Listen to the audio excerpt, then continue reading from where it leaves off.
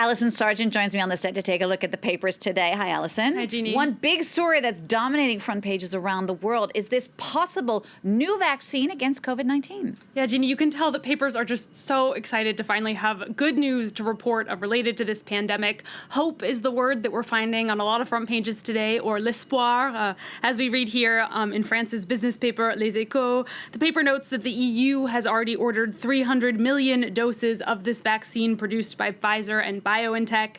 A British tabloid, the Daily Mirror, meanwhile, calls it our little bottle of hope on their front page. Hope for a return to normal life by spring, they say, with a vaccine rollout in time for Christmas. Many papers are seeing this as sort of an early holiday present. In this cartoon from Morton Moreland for The Times, we see Santa's toy shop transformed into a laboratory. If we can pull up this cartoon, we see his elves sort of working away on the assembly line, tying bows onto those vaccine syringes. There it is behind me. We also have a celebratory cartoon from the Algerian cartoonist Hik. With the announcement of this 90% effective vaccine, we see masks being thrown off into the trash. So this vaccine announcement might be reason for some holiday cheer, but many papers are also warning, in fact, that maybe it's not yet time to throw away your mask. Yeah, Jeannie, there are a lot of unanswered questions about this vaccine. Papers remind us that these are preliminary results. They need to be confirmed.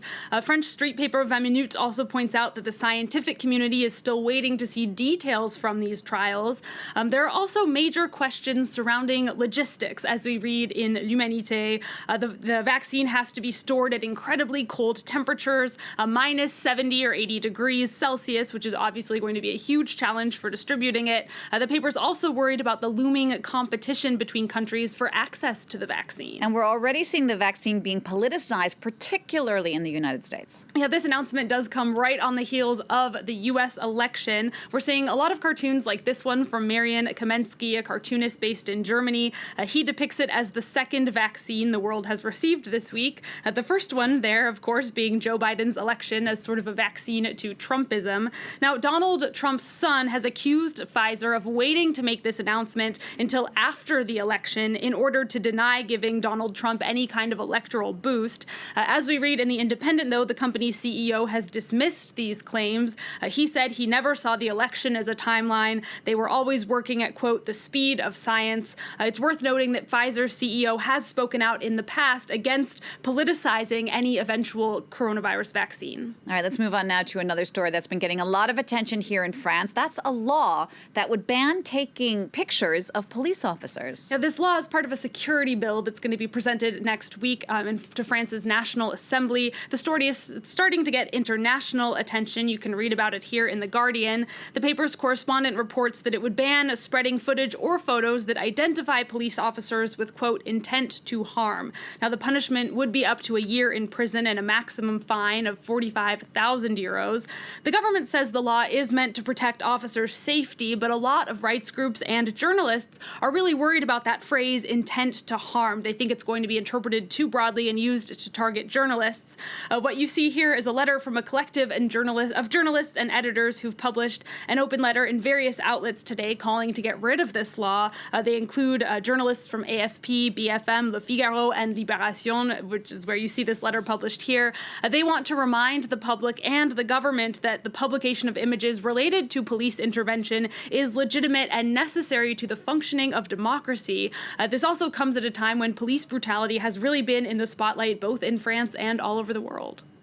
Allison, you've got, Allison, you've got an update of a story we talked about yesterday, that seemingly random gardening store where Donald Trump's campaign held a press conference is capitalizing on their unexpected fame. That's right. This is, of course, Four Seasons Total Landscaping, a suspected mix-up with Four Seasons Hotel. The mystery remains, Jeannie, over how that press conference ended up there. Intentional or not, though, The Guardian is reporting that the store is now cashing in. They've started selling stickers and merchandise that say things like "Make America Rake Again." again or Lawn and Order. Four Seasons Total Landscaping has also really tried to downplay any partisanship. They said they would have proudly hosted any presidential candidate's campaign. I can leave you with The Guardian's analysis of this. They write, as Donald Trump's rise was accompanied by branded merchandise like red MAGA hats, so his descent may come to be known by the stickers, shirts, and hoodies now being sold by Four Seasons Total Landscaping. I think that would be fun to see, a Make America Rake Again hoodie. Thanks so much for that, Allison. Allison Sargent there with the press review. That wraps it up for me today. Focus is up next and live from